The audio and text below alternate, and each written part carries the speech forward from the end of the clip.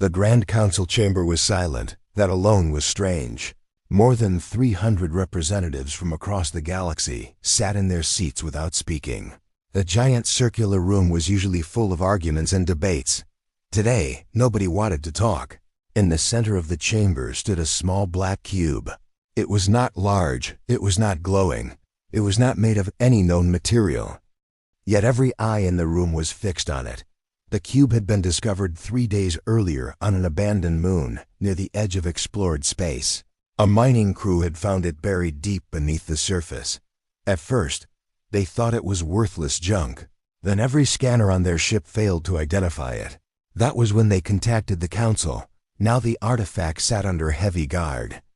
The Council's best scientists had spent days studying it. They found no buttons, no power source, no markings, nothing. And yet the cube seemed untouched by time, as if it had been placed there yesterday. Council Speaker Varn stepped forward. The tall, silver-skinned leader looked around the chamber. "Today we begin the final examination of the object," he announced. A large screen appeared above the cube. Dozens of scientists monitored every reading. The room remained quiet. Chief Scientist Rella approached the artifact carefully. "We believe this object is of human origin," she said. A wave of whispers spread across the chamber. Humans. Even after thousands of years. That word still made many species uncomfortable. Humanity had vanished long ago. Some believed they had destroyed themselves. Others believed they had left the galaxy. Nobody knew the truth. Only one thing was certain. Human technology was unlike anything ever created.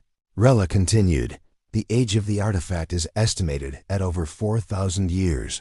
More whispers followed. Varn nodded. "Activate the scan." Rella hesitated. For the first time she looked nervous. Then she gave the order. A beam of blue light swept across the cube. For several seconds nothing happened. The chamber remained silent. Then suddenly every light in the room flickered. Several scientists jumped back. Warning alarms briefly sounded. The cube began to glow, not brightly, just enough for everyone to notice. The room froze. "No one touch it," Rella ordered. Numbers suddenly appeared on the surface. At first they looked random. Then the symbols shifted into a language every species could understand.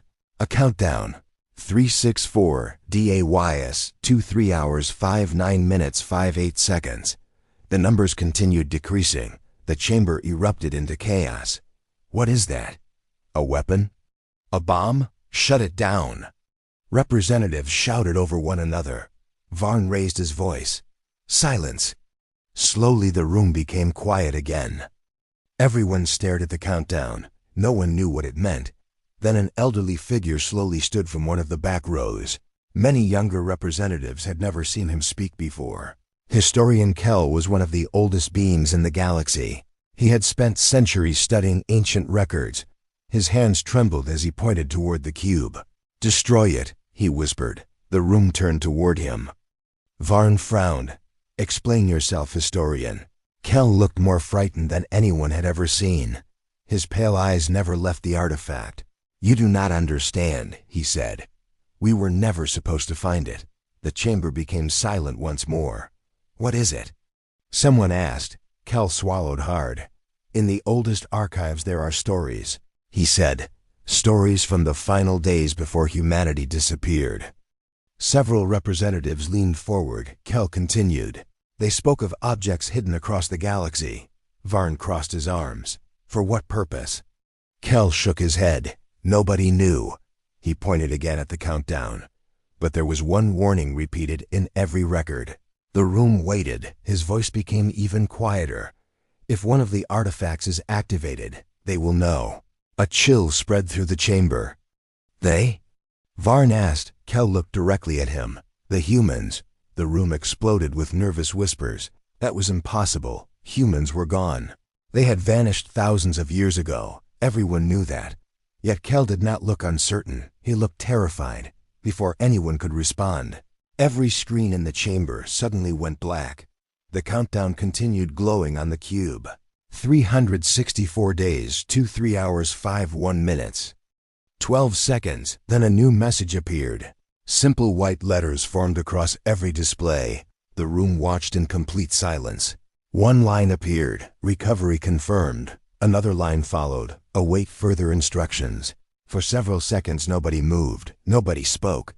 Then a scientist stared at his monitor and went pale. "What is it?" Varn demanded. The scientist looked up slowly. Fear filled his face. "A transmission just left the artifact," he said. The chamber froze. "Where was it sent?" Varn asked. The scientist checked the data again. His hands were shaking. Then he whispered the answer. "We don't know. Far beyond the borders of known space, far beyond every mapped star, something received the signal. And for the first time in thousands of years, a human system woke up." The Grand Council chamber remained locked down for the next 12 hours. Nobody was allowed to leave. Nobody was allowed to contact the outside galaxy. The black cube still sat in the center of the room. Its countdown continued without stopping. 364 days, 11 hours, 42 minutes, 17 seconds. Every passing second made the representatives more nervous. The artifact had done something impossible. It had sent a message beyond known space, and nobody knew where it had gone. Council Speaker Varn stood before a massive display screen. Dozens of scientists worked around him. The atmosphere felt more like a military command center than a government meeting. "Report," Varn ordered. Chief Scientist Rella stepped forward. Her eyes looked tired. "We tracked the transmission path as far as we could," she said. "And?" "It did not travel toward any known system." The room grew quiet. Rella zoomed in on a star map. A thin red line stretched across the galaxy, then continued beyond the edge of explored space. Beyond trade routes, beyond colonies, beyond everything. "It was sent here," she said. The location appeared on the screen. Many representatives looked confused. There was nothing there, no planets, no stations, no recorded activity, just empty space. Varn frowned. Then why send a signal there? Nobody had an answer. That was when historian Kell spoke from the back of the room. "Because something is waiting there." The chamber fell silent again. Nobody liked hearing those words, especially from him. Kell had been right about the artifact so far. That made him dangerous to ignore. Varn turned toward him. "What exactly is waiting there?" Kell shook his head. "I don't know," he admitted.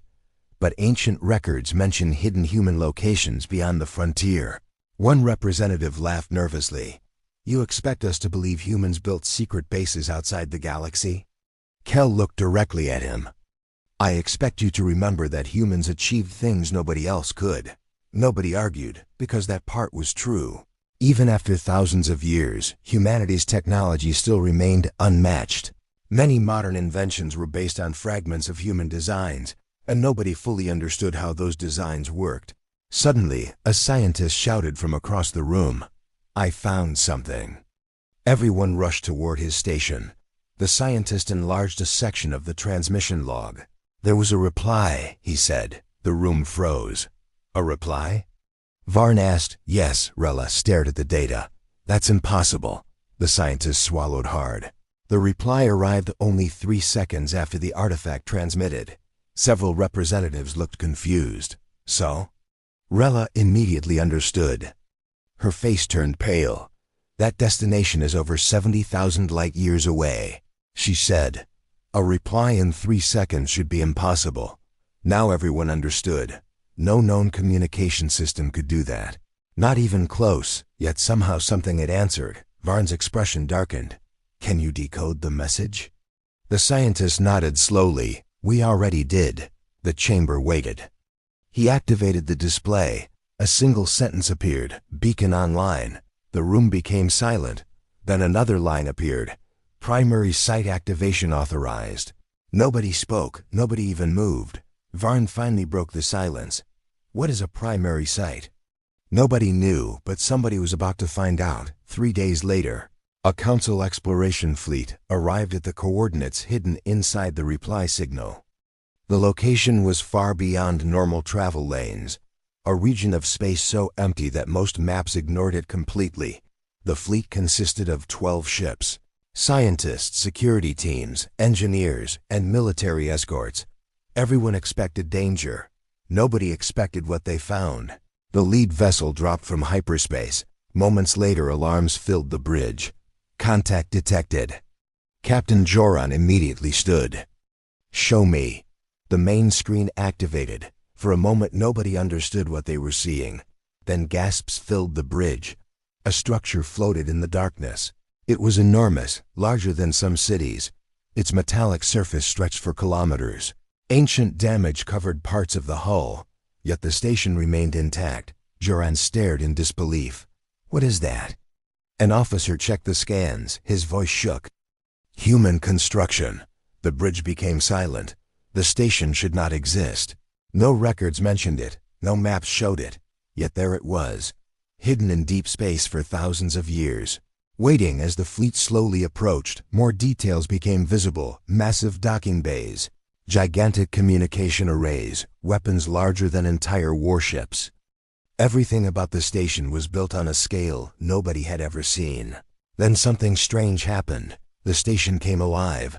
Lights began appearing across its surface, one after another, then hundreds more, then thousands. The darkness vanished beneath a sea of glowing lights. The ancient structure was waking up. Panic spread across several ships. "Back us away! Raise shields! Prepare weapons!" But before anyone could act, every screen in the fleet suddenly changed. A symbol appeared, an old human symbol, a symbol forgotten by history. Then a calm voice echoed through every ship, a voice that had not spoken in over 4,000 years.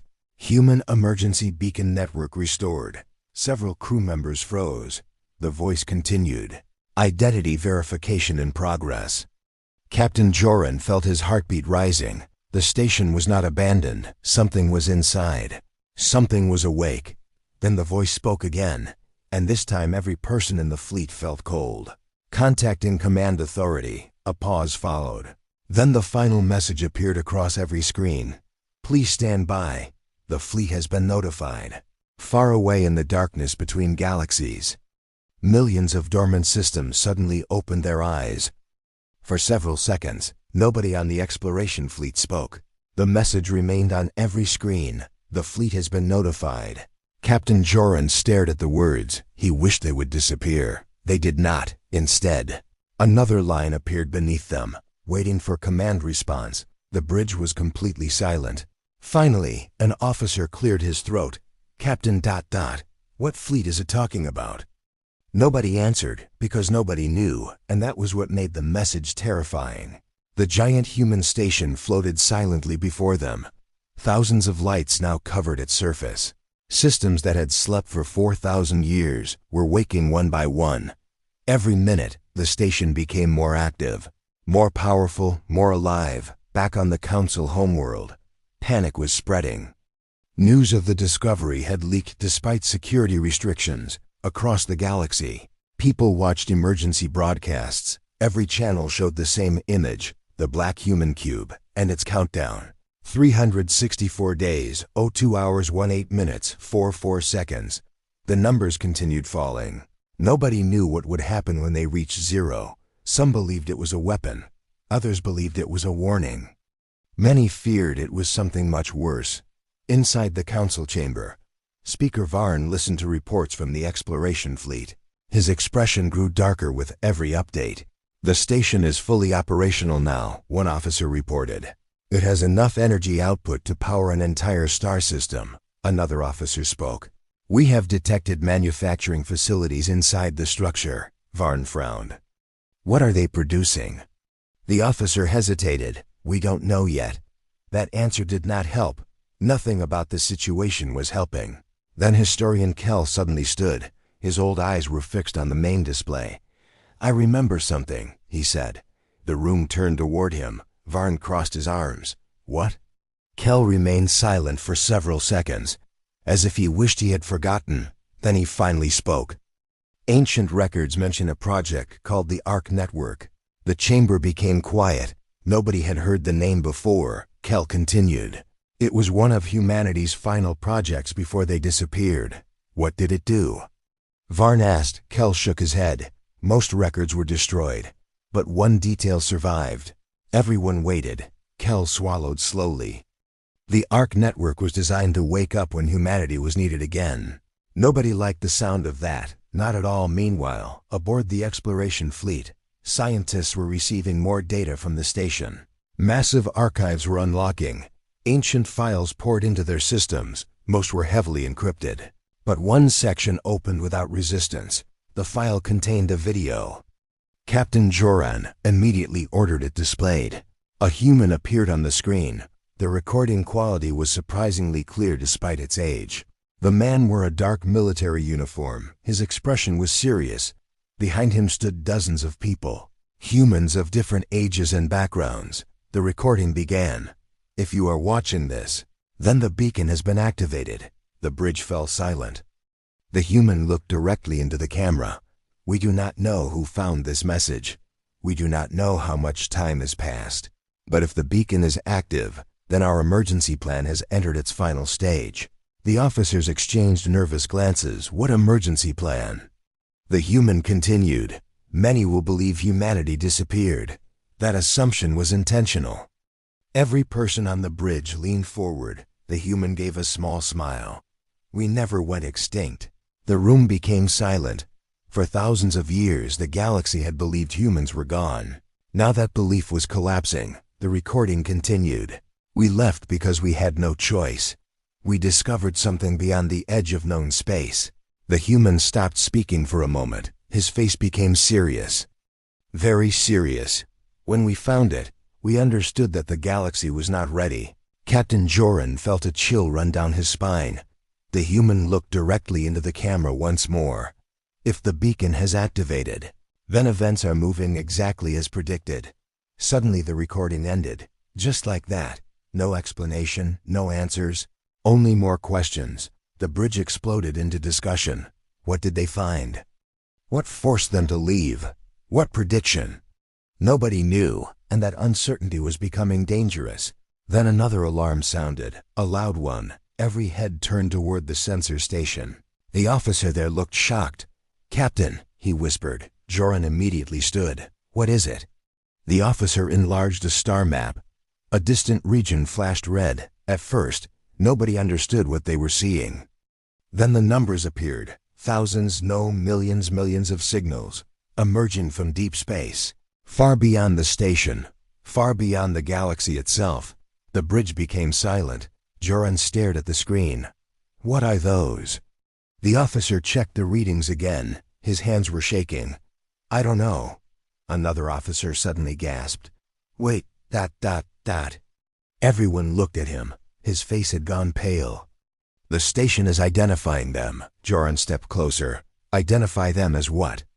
The officer slowly turned toward him. Fear filled his eyes. Then he spoke the words nobody wanted to hear. "They're not enemy contacts." The room remained silent. The officer swallowed hard. "They're friendly contacts." Nobody understood friendly. "To whom?" Then the station transmitted a galaxy-wide message. A message heard on thousands of worlds. A message spoken in every known language. The ancient human voice calmly announced, "Return sequence confirmed. Estimated arrival of human expeditionary fleet, 361 days." And all across the galaxy, fear began to spread, because humanity was coming home. The message changed everything. For thousands of years, humanity had been a mystery, a lost civilization, a legend, a chapter of history. Now they were something else. They were returning across the galaxy. Governments declared emergencies, trade routes became crowded, military fleets moved into defensive positions. News channels repeated the same terrifying announcement every hour. Estimated arrival of human expeditionary fleet, 361 days. Nobody knew how large the fleet was. Nobody knew where it had been. Nobody knew why it was returning. And that uncertainty frightened everyone. Inside the Grand Council chamber, Speaker Varn faced the largest crisis in council history. Representatives argued day and night. Some demanded preparations for war. Others wanted peaceful contact. A few suggested destroying the human artifact before the countdown ended. Historian Kell immediately rejected that idea. "It is too late," he warned. "The beacon already completed its purpose." No one liked hearing that, but nobody could prove he was wrong. Meanwhile, at the ancient human station, Strange things continued to happen. Every hour new systems activated. Locked archives opened. Long-dead communication channels came online. Then the station revealed something unexpected. A map. Captain Joran studied it carefully. Hundreds of glowing markers appeared across the galaxy. At first they looked random. Then a scientist noticed a pattern. "Captain," she whispered, "these aren't stars. What are they?" The scientist zoomed in. Her face turned pale. "They're hidden human facilities." The bridge fell silent. The station had just revealed hundreds of secret locations. Locations that had remained hidden for 4,000 years. Some existed inside asteroid belts. Some were buried beneath oceans. Some floated inside dead systems nobody had explored for centuries. And one by one, they began waking up. The first activation occurred on a quiet agricultural world called Nero's 4. The planet had no military value, no strategic importance, nothing unusual. Then farmers reported lights deep inside a nearby mountain range. Local authorities investigated. What they found shocked them. A gigantic metallic door had emerged from solid rock. The structure had been hidden beneath the mountain for thousands of years. Nobody had known it existed. As crowds gathered outside, the door slowly opened. Bright white lights filled the valley. Then dozens of machines rolled out. The machines ignored the terrified observers. They immediately began repairing the ancient facility, as if continuing work interrupted thousands of years ago. Within hours, similar reports arrived from other worlds. Another hidden facility awakened beneath an ocean. A forgotten station emerged from the rings of a gas giant. Ancient satellites powered on above remote colonies. The galaxy watched in disbelief. Human systems were everywhere, and nobody had known. Back aboard the exploration fleet, scientists finally gained access to another section of the station's archives. This time they found project files, millions of them. Most remained encrypted. But one folder opened. Its title was simple, Contingency Omega. Captain Joran immediately ordered it displayed. The file contained only one sentence. "If the beacon activates, the threat has returned." Silence filled the bridge. Several officers stared at the screen. What threat? Someone asked. Nobody knew. The sentence offered no explanation, only more mystery. Then another alarm suddenly sounded. A different alarm, one nobody had heard before. The station itself was issuing a warning. A holographic display appeared above the command deck. Ancient human text filled the air. The station's AI translated automatically. Long-range monitoring network restored. Scanning extragalactic sector. Captain Joran frowned. Extragalactic?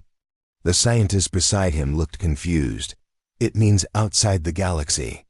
Before anyone could respond, new data flooded the display. Thousands of stars appeared. Then millions. The station was observing regions of space no modern telescope could even reach. The technology seemed impossible. Then one section flashed red. The bridge became silent. The station zoomed closer. Everyone watched. A dark region appeared. At first it looked empty. Then shapes emerged. Enormous shapes. Countless shapes moving together. Nobody knew what they were seeing. The sensors struggled to classify them. Finally, the AI produced a result. Unknown objects detected. Quantity. Uncertain. Threat assessment. Active. Captain Joran felt his stomach tighten. What does active mean? No one answered, because another message appeared before they could. A message from the station itself. Historical comparison complete. Match found. The bridge froze. Someone whispered. Match with what? The answer appeared immediately, and every person who read it felt cold. Match found. Original threat. For several seconds nobody moved. Nobody even breathed. Then the station's HFY spoke aloud, its voice calm and emotionless. The same voice that had waited 4,000 years to deliver this warning. Human Expeditionary Fleet recalled under Omega Protocol. Defensive preparations authorized. Captain Joran slowly turned toward the glowing display. His heartbeat pounded in his ears, because for the first time since the artifact had been activated, the mystery was becoming clear. Humanity had not left to conquer new worlds. They had not disappeared by accident. They had not abandoned the galaxy. They had gone to fight something something beyond the stars, something they clearly believed might return one day. And according to the station, that day had finally arrived. Far beyond the edge of the galaxy, in the darkness between galaxies, millions of enormous shadows continued moving forward, getting closer with every passing hour. And somewhere in that endless darkness, something suddenly detected the awakening human network. Then it changed course and began moving toward the Milky Way faster than before. Fear spread faster than any news signal in the galaxy. The ancient human station had confirmed something that nobody wanted to believe. There was an enemy beyond the galaxy, an enemy so dangerous that humanity had built hidden facilities on hundreds of worlds, an enemy powerful enough to make an entire civilization disappear for 4,000 years, and now it was coming back. Inside the Grand Council chamber, panic was slowly replacing logic. Representatives shouted over one another. Military leaders demanded immediate action. Several species began withdrawing from council agreements. Others started moving their fleets closer to their home systems. Everyone wanted answers. Nobody had any. Speaker Varn stood before the chamber and raised his voice. Enough. The room finally became quiet. Varn looked toward historian Kell. You knew something about this before anyone else, he said. What aren't you telling us? Every eye turned toward the old historian. Kell remained silent for several moments. Then he sighed heavily. There's one story, he said. A story so old that most historians considered it a myth. Nobody interrupted him. The story claimed humanity did not leave because they were defeated. A representative leaned forward. Then why did they leave? Kell's expression darkened. Because they won the first battle. The chamber became completely silent. What? Varn asked. Kell slowly nodded. According to the legend, humanity encountered something beyond the edge of the galaxy. Something ancient. Something that consumed civilizations. The room listened carefully. Kell continued. The humans fought it. They stopped it. But they realized the victory was temporary. A chill spread through the chamber. Temporary? Someone whispered. Kell nodded.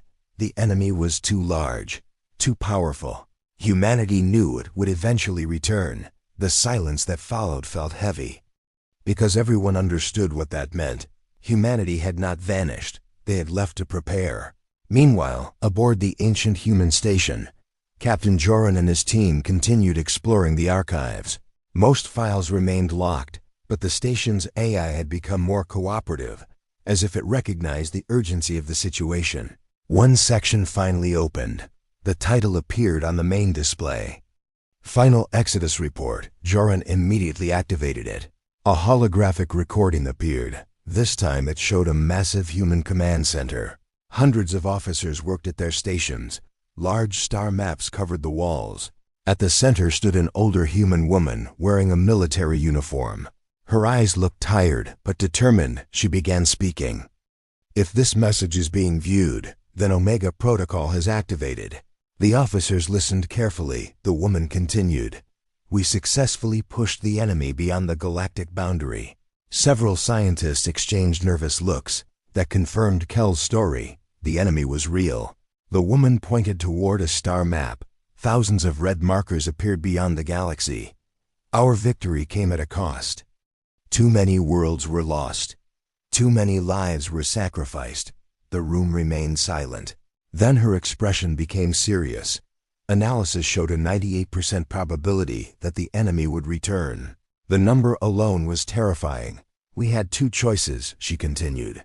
Remain and wait for extinction, or leave and prepare. Captain Joran leaned closer. This was the answer everyone wanted. The woman took a deep breath. We chose preparation. The holographic map changed. Thousands of human ships appeared, then millions, entire fleets moving away from the galaxy. Not fleeing, organizing, preparing, training, building. The woman looked directly into the camera. We buried our networks. We hid our stations. We created the beacon system. And then we left guardians behind. The recording suddenly ended. For several seconds nobody spoke. Finally one scientist whispered, "They planned all of this." Joran nodded slowly. Every hidden facility, Every station, every beacon, everything had been waiting for this exact moment. 4,000 years of preparation for one event, the return of the enemy. Then an alarm suddenly interrupted the silence. The bridge lights flashed red. A sensor officer jumped from his seat. "Captain." Joran turned immediately. "What happened?" The officer looked shocked. The long-range network detected movement. The bridge became silent. The station's sensors activated automatically. Data flooded every screen. Joran's eyes widened. A new object had appeared near the edge of the galaxy. It was enormous, larger than any ship ever recorded. The object moved slowly, but its size made it impossible to ignore. Then another appeared, and another, and another.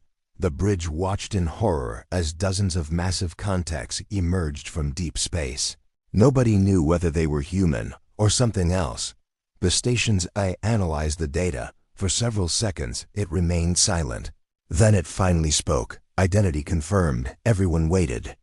The answer appeared on the screen. Human Expeditionary Fleet Advance Scouts. Relief swept across the bridge. The humans had arrived earlier than expected. But the relief lasted only a moment, because a second message immediately appeared beneath the first. And this message changed everything. Warning. Enemy vanguard detected. The room froze. Joran stared at the display. His voice barely worked. "How far away?" The eye processed the data, then answered.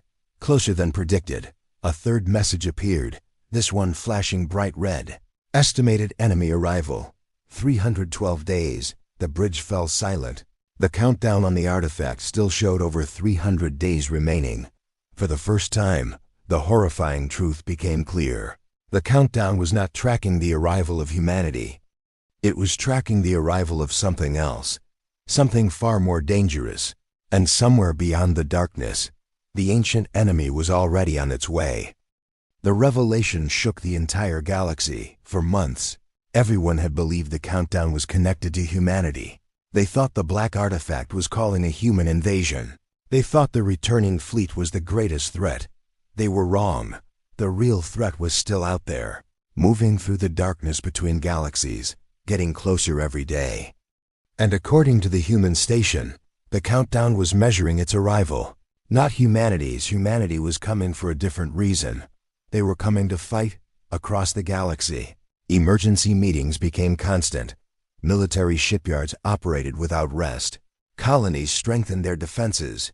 Governments that had spent centuries arguing with one another suddenly began sharing information.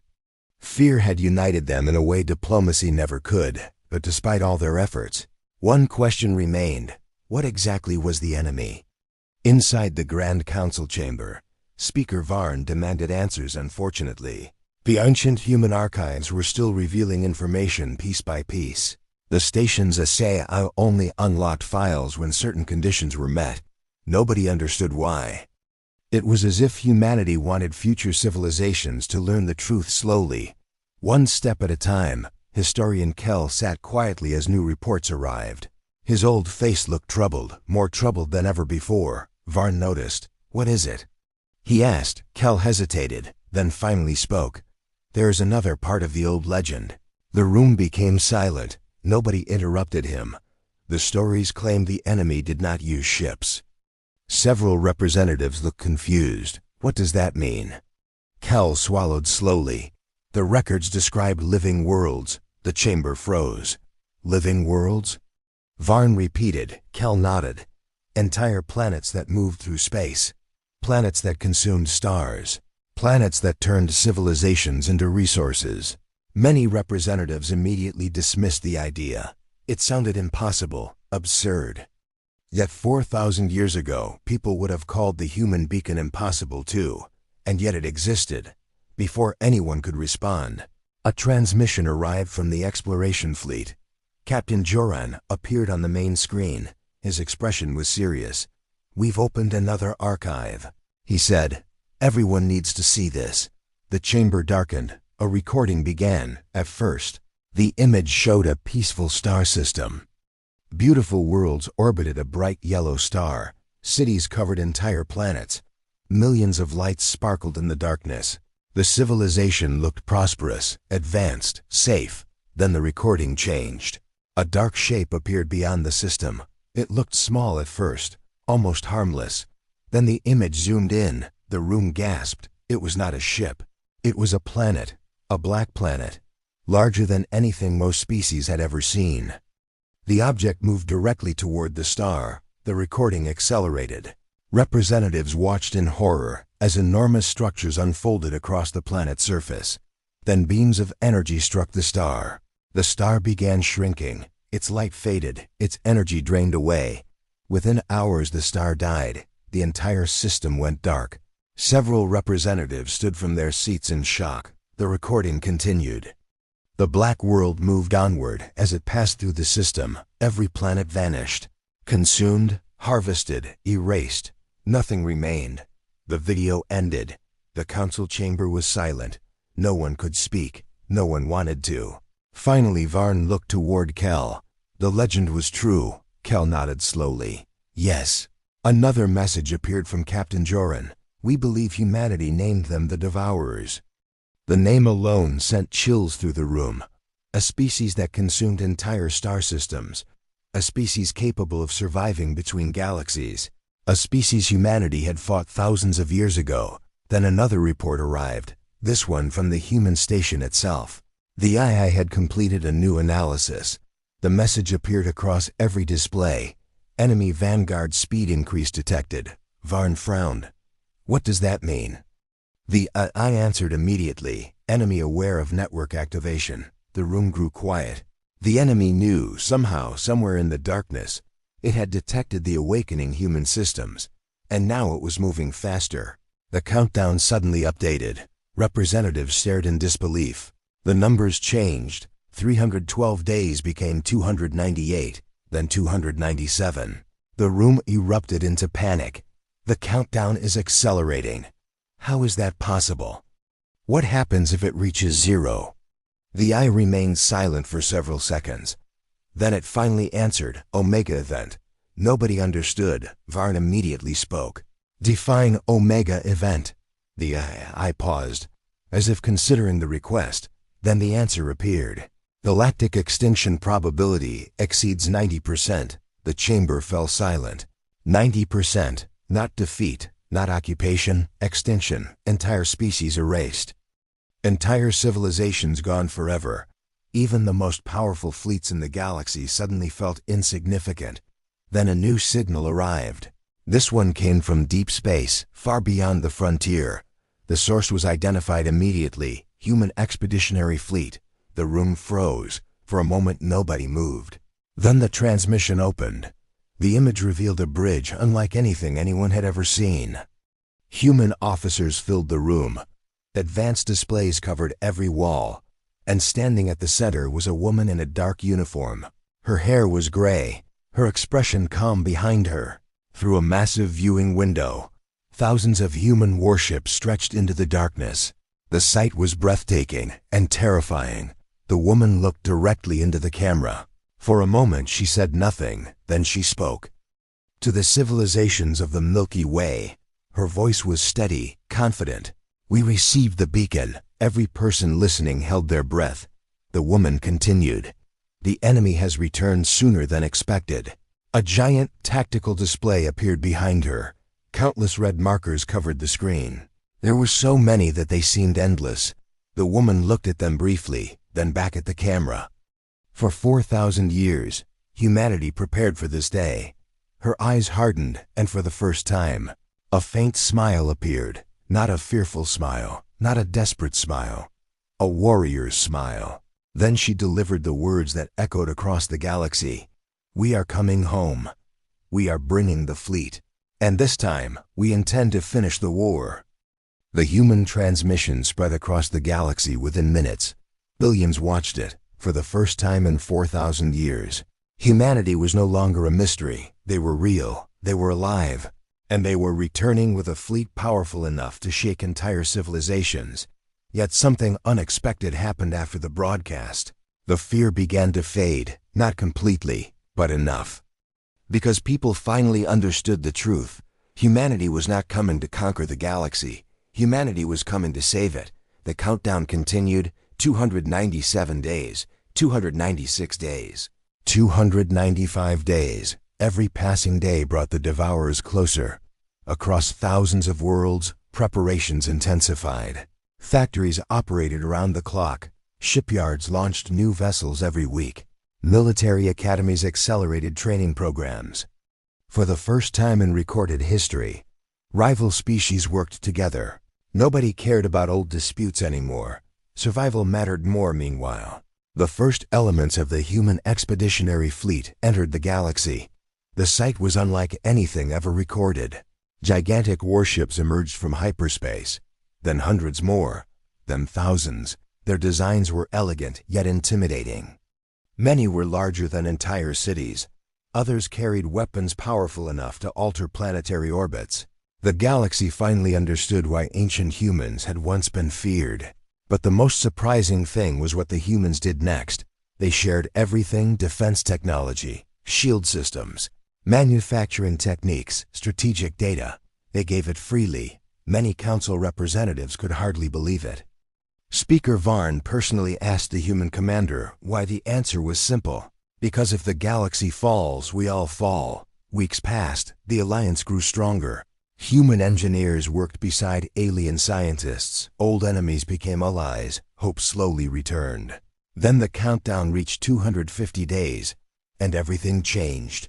The Deep Space Monitoring Network detected the Devourer vanguard, not distant signals, not sensor echoes, actual contact.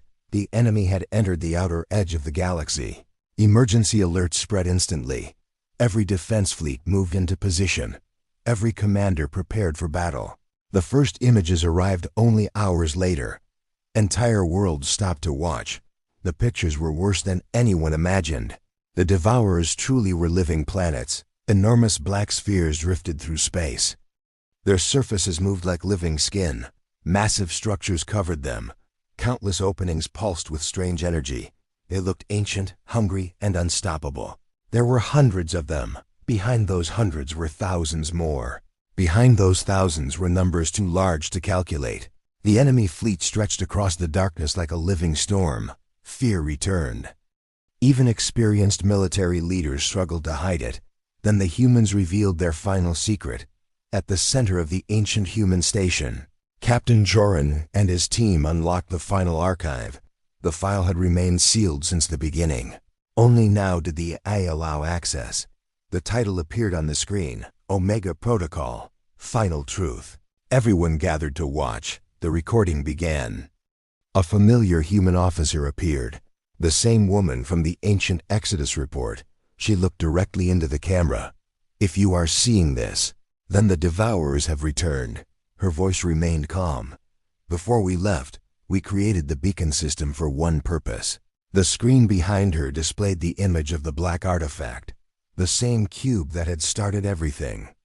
The same cube the Council had seized months earlier. She smiled slightly. "Many who find the artifact will believe it is a weapon. Others will believe it is a distress signal. Both assumptions are wrong." Across the galaxy, billions listened carefully.